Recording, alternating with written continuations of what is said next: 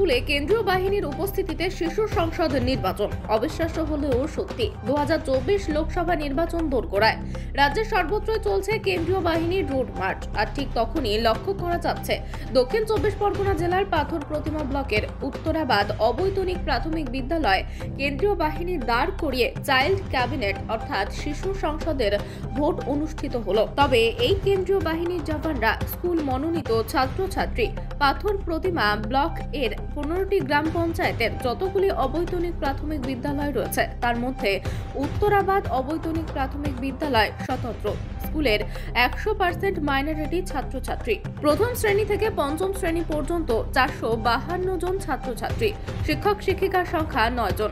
ইতিমধ্যেই দক্ষিণ 24 পরগনার অবৈতনিক বিদ্যালয়গুলির মধ্যে বিভিন্ন পুরস্কারে পুরস্কৃত এই স্কুল। তার মধ্যে আজ এই নির্বাচন এবং সম্পূর্ণ বিনা পয়সায় ছাত্রছাত্রীদের কম্পিউটার শিক্ষার জন্য কম্পিউটার ল্যাবেরও উদ্বোধন করা হলো। কম্পিউটার ল্যাবের নাম দেওয়া হলো APJ Abdul Kalam computer lab. জানো তোমরা কি হয়, এরা কি করে বলো? স্কুল পরিষ্কার রাখা হয়, স্কুলের ছাত্রছাত্রীদেরকে পরিষ্কার থাকা হয়, খাদ্যমন্ত্রী স্কুলের খাওয়া দাওয়া ঠিক মতো হচ্ছে কিনা দেখা, পরিবেশ মন্ত্রী স্কুল পরিষ্কার রাখা হয়, ক্রীড়ামন্ত্রী খেলার দায়িত্বে থাকে। তুমি ভোট দিয়েছো আজকে? হ্যাঁ। তোমার নাম? আমার নাম শবনম হালদার। কোন ক্লাসে পড়ো? পঞ্চম শ্রেণী। ভোট হলো, মন্ত্রী নির্বাচন হলো, আমরা এবারে কম্পিউটার শিখতে পারবো। তারা কম্পিউটার বসেছে তোমাদের? হ্যাঁ। তোমার নাম? তামান্না খাতুন। হলো মন্ত্রী গঠন করা হলো। আর কম্পিউটার হয়েছে? তুমি কম্পিউটার শিখবে? হ্যাঁ। তোমার নাম? দেখা যাচ্ছে আপনার স্কুলে শিশু সংসদের নির্বাচন হলো, এই নির্বাচনটা কেন, কি বলবেন? নির্বাচনটা এই কারণে হচ্ছে 2009 শিক্ষা বিল অনুসারে প্রত্যেকটা বিদ্যালয়ে শিশু সংসদ গঠন করা বাধ্যতামূলক। সেইটাকে মাথায় রেখে আমরা প্রথমে হাত তুলে নির্বাচনটা করতাম। তাতে ছাত্রছাত্রীদের মধ্যে একটা বৈষম্য মনোভাব বা শিক্ষকদের মধ্যে একটা মানসিকতা তৈরি হতো যে এই ছেলেটাকে ওই মেয়েটাকে তুলে নিলে বোধহয় ভালো হয়। কিন্তু আমরা যখন দেখলাম যে ছাত্রছাত্রীদের মাধ্যমে যদি নির্বাচন একটা প্রক্রিয়ার মাধ্যমে করা যায়, তাহলে সুনির্দিষ্ট তাদের বিবেচনা বা যাচাই করার ক্ষেত্রে তারা নির্দিষ্ট তাদের যে লক্ষ্য, সেই লক্ষ্যটা ঠিকই থাকবে। তা আমরা এইটা নিয়ে আজ কয়েকটা বছর ধরে এই ধরনের একটা প্রক্রিয়া চালিয়ে যাচ্ছি। নির্বাচনের মাধ্যমে ছাত্রছাত্রীরা তারা নির্বাচন প্রক্রিয়া অংশগ্রহণ করছে, নির্দিষ্ট ব্যালট রয়েছে, সেই ব্যালটের মাধ্যমে তারা ভোট দিয়ে তাদের যাদের পছন্দকে তারা সেই পছন্দকে বেছে নিচ্ছে। এখানে কি নির্বাচন বিধি মানা হচ্ছে? নির্বাচন বিধি সরকারি নির্বাচন বিধি নয়, আমাদের বিদ্যালয়েরই নির্দিষ্ট কিছু নিয়ম বিধির মধ্যে থেকে এগুলো করতে হয়। যেহেতু এটা বিদ্যালয়ের পরিকাঠামোর মধ্যেই অন্তর্ভুক্ত, তাই বিদ্যালয়ের কিছু নিয়ম কানুনের মধ্য থেকে এই নির্বাচনটা আমরা করি। ছেলেদেরকে উৎসাহে নির্বাচন বিধি যেটা, সেই বিধিটা স্কুলের নির্বাচন বিধির মধ্যে। কিন্তু আমরা জেনারেল ইলেকশন যেভাবে আমাদের বিধানসভা, লোকসভা, পঞ্চায়েত নির্বাচন হয়, সেই নির্বাচনের আদলেই আমরা নির্বাচনটা করছি। যা আমাদের স্কুলের ছাত্রছাত্রীরা ফৌজদের ব্যবস্থা রয়েছে, পুলিশ প্রশাসনের দায়িত্বে রয়েছে, আমাদের বুথ ক্যাম্প রয়েছে, মেডিকেল টিম রয়েছে, আমাদের বাইরে থেকে অন্যান্য প্রাথমিক বিদ্যালয় এবং হাই স্কুল থেকে আমরা পলিং পার্সোনালদের নিয়ে এসে আমরা এখানে নির্বাচনটা করাই। কাউন্টিংয়ের জন্য বাইরে থেকে আমরা নিয়ে এসে নির্বাচনটা করাচ্ছি। আমাদের টোটাল সিস্টেমটাই হচ্ছে নির্বাচন সিস্টেমের মধ্য দিয়েই করছি। আপনার পরিচয়?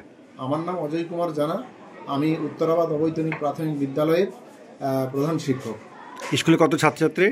আমার বিদ্যালয়ে 452 জন, 2024 শিক্ষাবর্ষে 452 জন ছাত্রছাত্রী।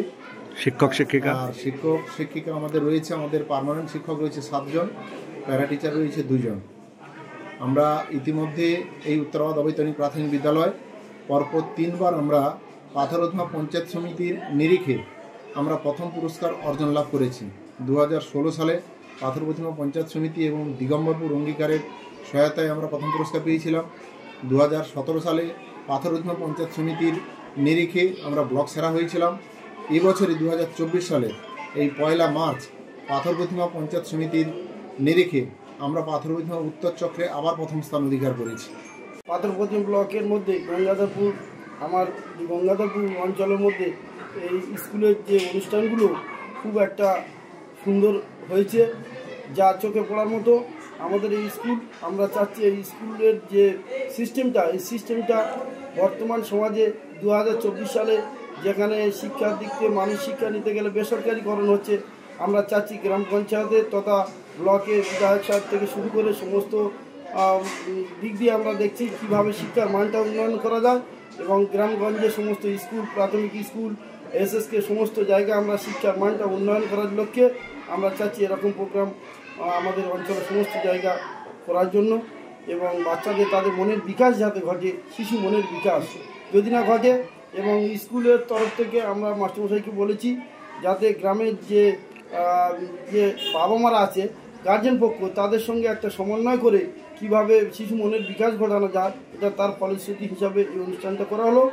আর আজকের যে অনুষ্ঠান আমরা চাচ্ছি বর্তমান টেকনিশিয়ান যুগে বাচ্চারা তারা বেসরকারিভাবে কম্পিউটার শিখছে, আমরা চাচ্ছি বা আমরা আমাদের প্রচেষ্টা, গ্রাম মাস্টারমশাইদের প্রচেষ্টা, আমরা একটা এখানে কম্পিউটার ল্যাব উদ্বোধন করা হয়েছে যাদের কচি কচি বাচ্চারা তাদের শিক্ষার অগ্রগতি হয়, এখান থেকে তারা বার হয়ে কোনো জায়গায় যাতে না শিক্ষা মানে ধাক্কা খায় সেই দিকটা লক্ষ্য রেখে আমরা চেষ্টা করছি। আমাদের এই এলাকাতে বিশেষ করে এখানে মাইনরিটি এলাকা, শিক্ষার মান খুব একটা নেই যদিও, সেক্ষেত্রে আমরা চাচ্ছি এই শিক্ষার মানের উন্নয়ন ঘটাতে। আর এই প্রথম কোনো প্রাইমারি স্কুলে আমার পাথর প্রতিমা ব্লকের মধ্যে আমার জানার মধ্যে যেটুকু পড়ে এই প্রথম একটা কম্পিউটার সেন্টার উদ্বোধন করা হলো, শিশু শিক্ষার লক্ষ্যে এই উদ্বোধনটা করা হলো। আপনার নাম? আমার নাম ফয়জুল হক মোল্লা, দক্ষিণ গঙ্গাধরপুর গ্রাম পঞ্চায়েতের প্রধান।